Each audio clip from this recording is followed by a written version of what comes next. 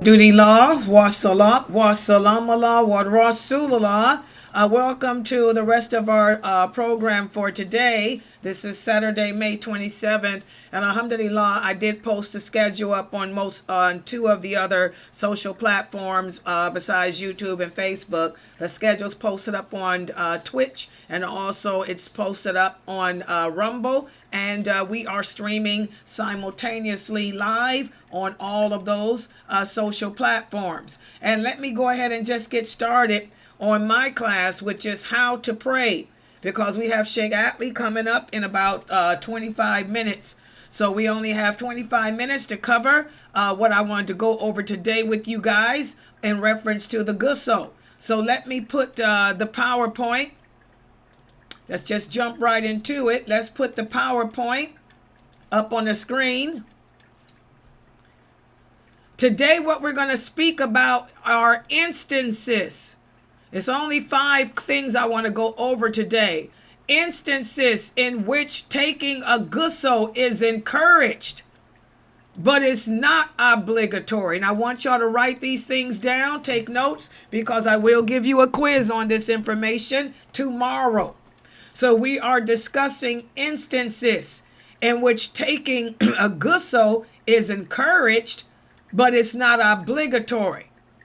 And let's start with the first instance here. A lot of you brothers ask me about this. Do we have to take a ghusl before the Friday prayer? What do you think?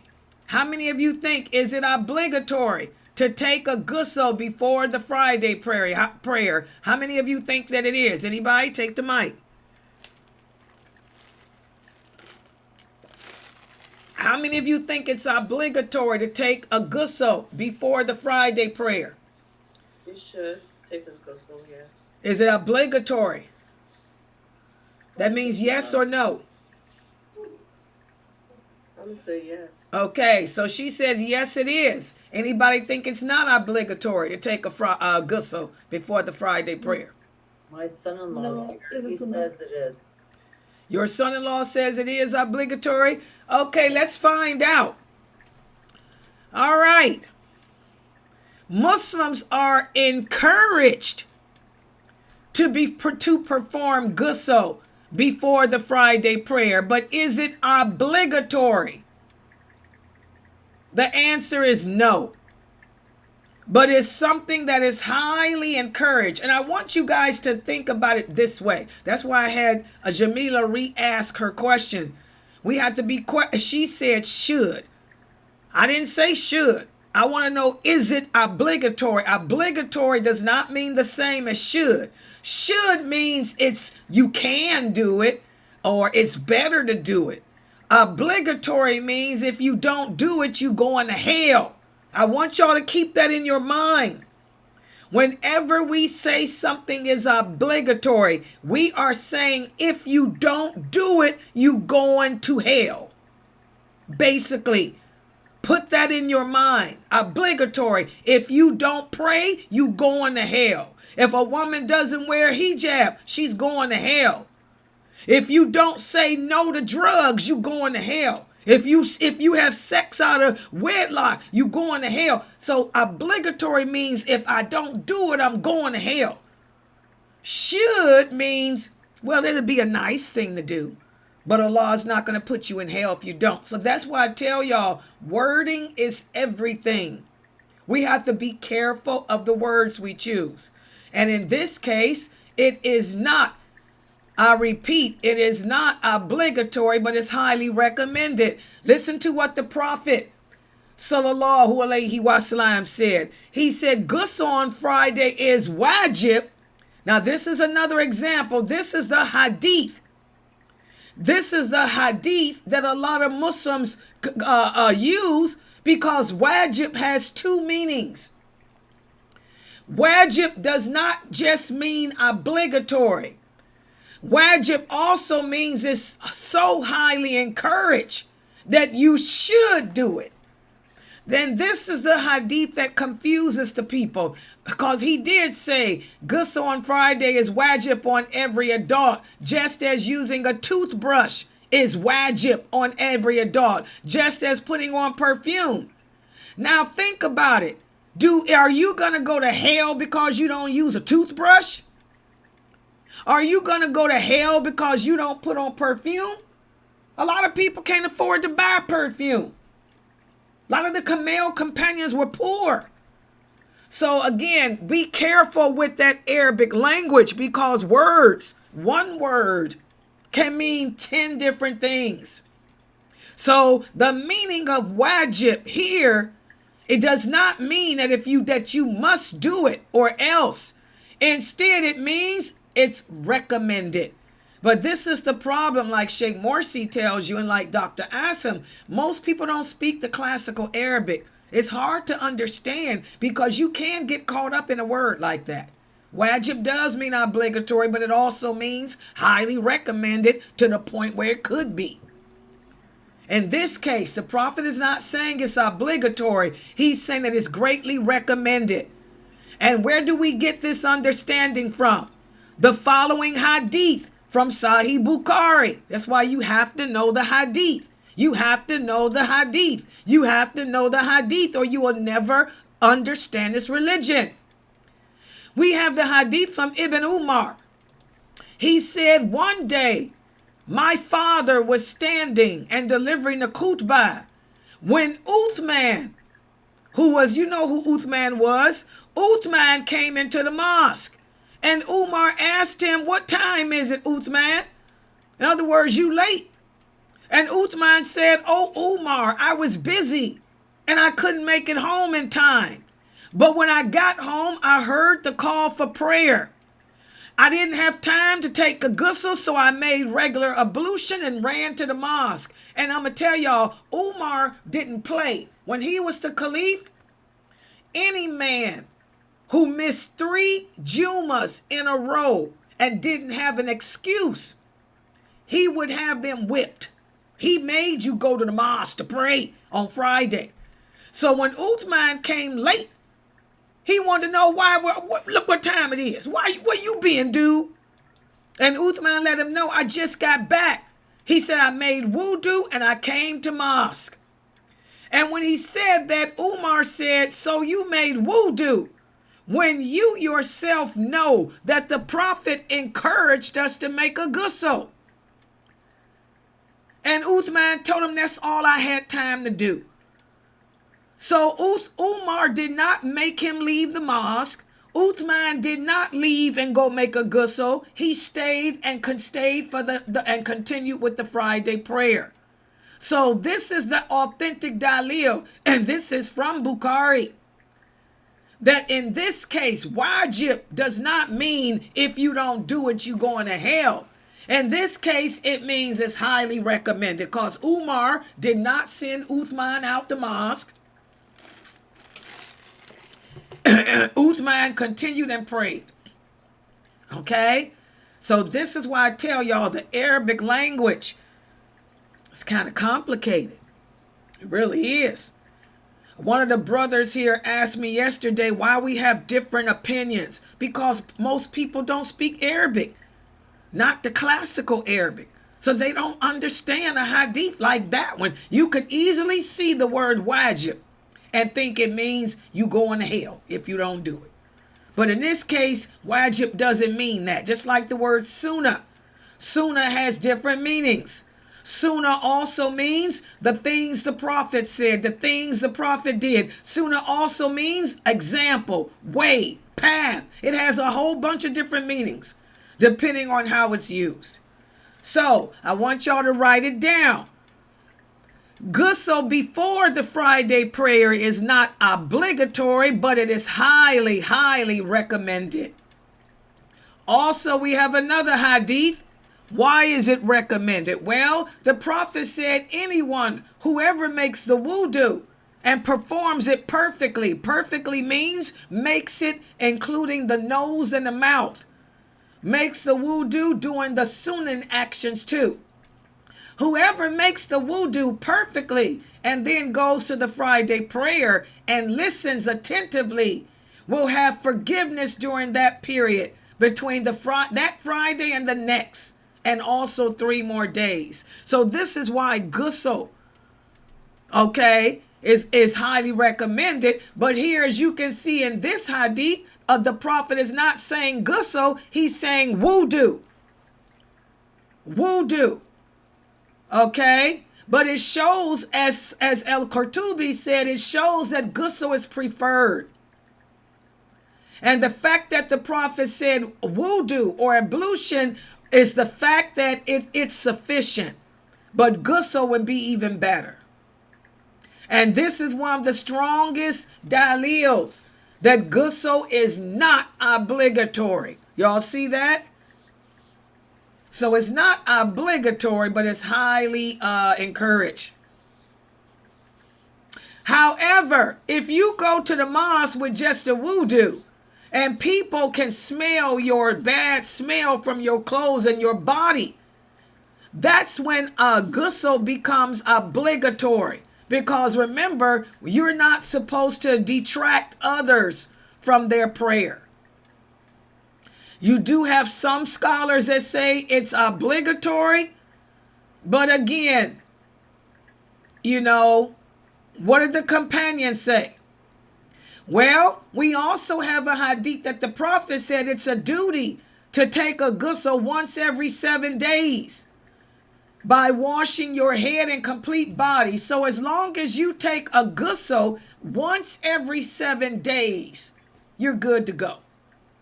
Okay? But it's not obligatory for Friday. It could be once, at least once every 7 days. You should never, no Muslim should ever go 7 days. This goes for women and men. No Muslim should go longer than a week without taking a complete ghusl, washing your body from head to toe. Allah doesn't like filth. Okay. So, for those of us who do want to go to the mosque, and I'm talking about brothers, for those of you brothers who do want to go to the mosque on Friday, what time should you take a bath? The time for the Friday ghusl is between Fajr and the prayer. So you don't want to take it the night before. A lot of Muslims say, I took my shower last night. Well, if you want the reward of taking a ghusl for the prayer, you take it after Fajr. Don't take it before Fajr. Okay? It's preferred to do it, as you're getting ready to leave. And if you break your wudu, then just make a new wudu. You don't have to take another bath. So when you hear these brothers doing that Islam Q&A shows, and they tell you, oh, my brother, take a ghusl at night. No, it's preferred the time is after Fajr. When you get up and make Fajr, take a ghusl if you're going to the mosque that Friday. Okay? Where's my hadith? Well, we have the authentic hadith from one of the companions, Ibn Abzi. He said that his father performed ghusl for the Friday prayer, and afterwards he broke his wudu. When he broke his wudu, he simply just made a wudu and did not repeat his ghusl. So that's the proof that if I break my wudu, I don't have to take another ghusl. And the time for the ghusl ends when the adhan is called for dhuhr. So you have until before dhuhr and after Fajr to take your ghusl for the Friday prayer. If a person makes ghusl after the Friday prayer, it will not be the ghusl of Friday. So in other words, you won't get the reward that the Prophet was speaking about for those who take ghusl and go to the Friday prayer. It has to be taken after Fajr, before the Friday prayer.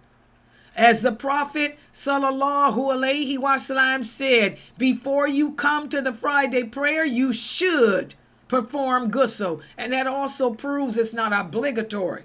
This is the word should, Sister Jamila, which means not obligatory. Okay? All right, so I hope that you brothers understand that.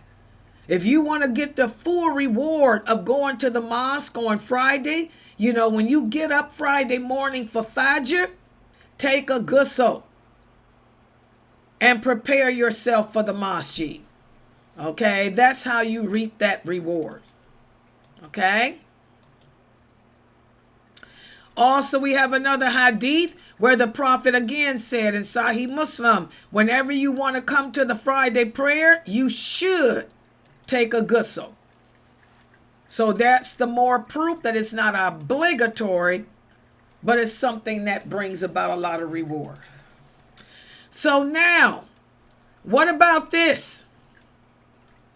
Do we have to have a ghusl for washing a body or for making Hajj or entering Mecca? Well, performing ghusl is also preferred for the person who has washed a body. I get this question a lot. Do we have to take a ghusl after washing a body? No, but it's preferred. It's recommended.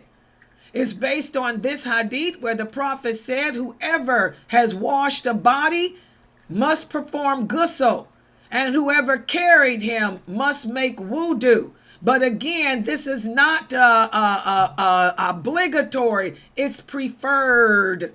When you read the Fusha, the Arabic wording here, as Sheikh Morsi would tell you, it's preferred. We also have the hadith of Umar who said we used to wash the dead, and some of us would make ghusl and some would not. This is the authentic proof that taking a bath after washing a body is not obligatory, because Umar tells us some of us would take a ghusl after cleaning the dead and some of us would not. We also have, Layla, what am I going to do? I'm going to always throw in a female companion so y'all can see that the women were right there learning the deen. We got some men out there that think a woman can't teach. These hadiths came from women who were teachers. They taught the religion as Islam spread throughout the world. This is the hadith of Asma, Asma bint Umaysh. She washed the body of her husband. And who was her husband? Do you guys know? Her husband was Abu Bakr. She was one of the wives of Abu Bakr. When Abu Bakr died, she asked if there were any other immigrants present, and said, this day is extremely cold and I am fasting. She said, do I have to take a ghusl after she had washed the body? And they said no. Okay, so this also shows that a woman can wash the body of her dead husband, and also shows, again, she didn't take the ghusl because it was too cold. She cleaned her husband's body and they buried him. She didn't make a ghusl. What about Hajj? Well, it's also preferred for the person who is making Hajj or Umrah to make ghusl. We have the hadith of Zayd ibn Thabit. He tells us that he saw the Prophet sallallahu alaihi wasallam when he had intentions to make Hajj. He saw him perform a ghusl. Okay? So you don't have to do ghusl, but it's highly recommended. All these things are recommended. It's recommended to take a bath after washing a dead body. It's recommended to take a ghusl before going to the mosque. It's recommended to take ghusl when making Hajj. And also, what about Mecca?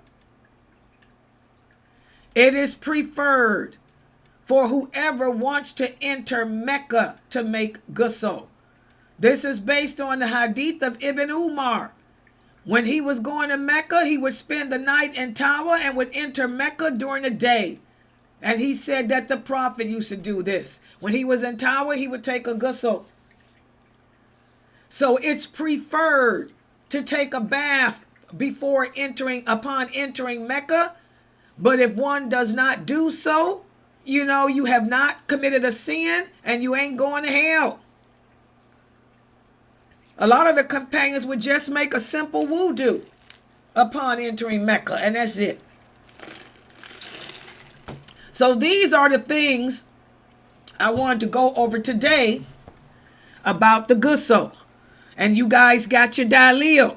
Islam, I keep telling y'all, Islam is based on two sources and two sources alone. The book of Allah and the sunnah of the Prophet sallallahu alaihi wasallam. The lawful and the unlawful have been clearly defined by Allah. It's just that most Muslims have not learned the religion, so they don't know what's lawful and what isn't.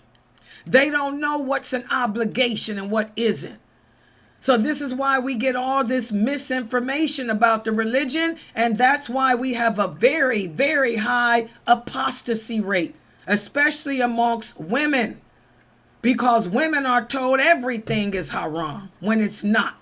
And by the way, I want to remind everybody, welcome the new Muslims who are converting, who are new converts. Stick to this class, and also my new class that I'll be teaching today at 9 o'clock. Tonight at 9 o'clock, I will begin my series entitled, look at here it is, The Lawful and the Unlawful.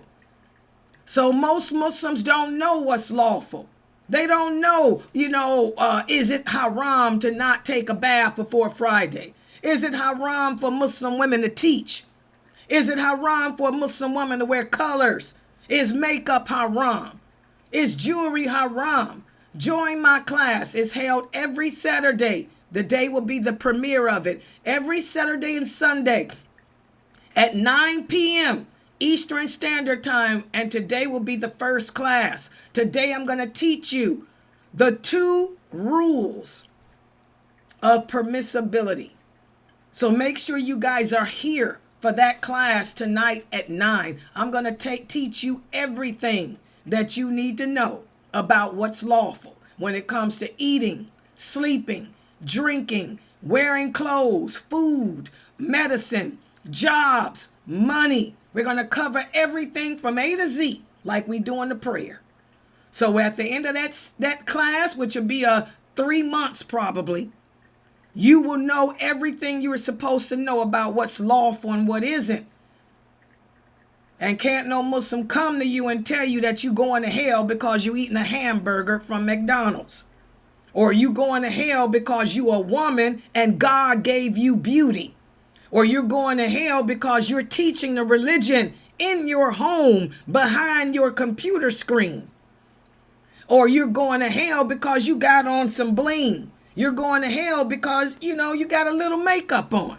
You will know that these people are crazy. All right? Okay, so stick around, everybody.